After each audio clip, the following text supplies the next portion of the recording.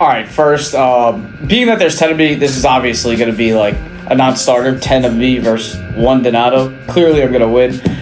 It's not about strength, right? It's about endurance. One person has limits. 10 of me has the efficiency, the recovery systems, and the sustained performance to outlast 1 Donado. So 10 versus 1, no shot. It's an outmatch.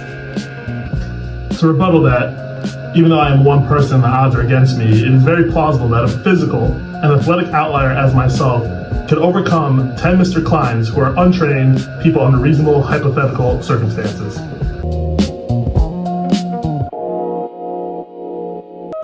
All right, well, I guess I'll go first.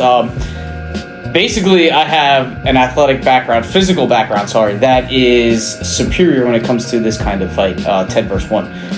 If you think about it, I have the endurance, the cardiovascular endurance and recovery systems to outlast that 1 Donado, so 10 of me, it's going to be no chance. Also, I have frequent strength training and intense workouts that really make this match a non-starter. Obviously, I have a large stature. I am 6'4". I would say I weigh more than twice as much as Mr. Klein does. I have a wingspan of 80 inches that gives me a big reach advantage. I also work out with Mr. Klein actually in the mornings where I have put up some pretty good numbers. I can bench press over 300 pounds and also squat over 300 pounds. Just with that alone, my power and my background in being exposed to sports as far as playing football and throwing shot put back in the day gives me more of an explosive profile athlete, and I think that will really give me an advantage in the earlier rounds of this matchup. All right, so I'm going to rebuttal that. You mentioned the wingspan. One thing underrated, part of my physical profile, agility. Agility makes you able to maneuver around that wingspan, thus enabling the 10 Kleins to be 1 Donado. Well, being so powerful, I think I could withstand a few Mr. Kleins hanging on to me. But you can't mess with speed, though. Power is speed times strength, sir. You know, I have some background in Weber Middle School wrestling for 2 years under Mr. Battle and Mr. Enright, so I have some experience there. I have boxed a little bit before I started working here at Schreiber, a little training there. And I've been a big fan of boxing and UFC for like the last 20 years, really studying fights and getting into that type of stuff. All right, well, I don't have direct fighting experience. I can say that intellectually, my mind is built to perform under pressure. As a volunteer firefighter, I've been in situations where there is that intense pressure and you have to perform under that pressure. In addition to that, I have ran a marathon, which is mind against matter. So I'm a firm believer that my mind is built in a way where it can withstand any type of physical pressure as well as mental pressure. That all being said, I'm also a high pressure moment athlete. I love being in the moment. I'm a gamer, as some people would say.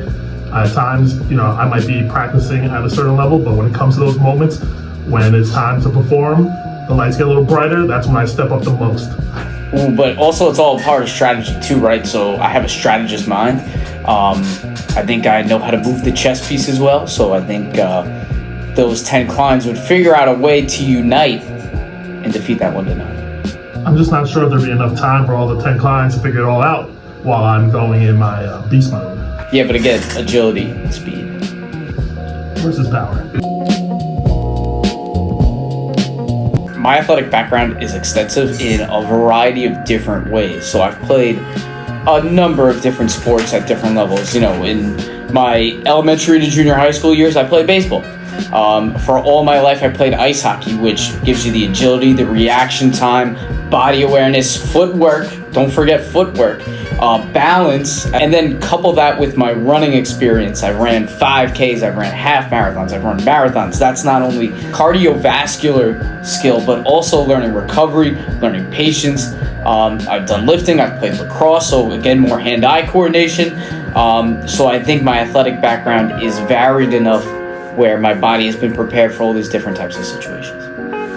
I also have a long, extensive list of sports I've played all throughout my life. I played a lot of soccer, basketball, and baseball when I was younger, and actually switched to more concrete sports when I got to middle school, playing football, lacrosse, wrestling, and then I eventually went to track, getting recruited there. So I like to call myself an athlete. I can pretty much play almost any sport. I still play volleyball in the summer. There's a lot of teachers here. I can pick up anything. I can do it, so I'm very coordinated in that sense. And again, I'm an explosive athlete, especially someone my size. I've had a lot of speed. At one point in my life, I could dunk. And now that I'm a little older, I still have those athletic attributes, but I think it still carry and help me in this situation.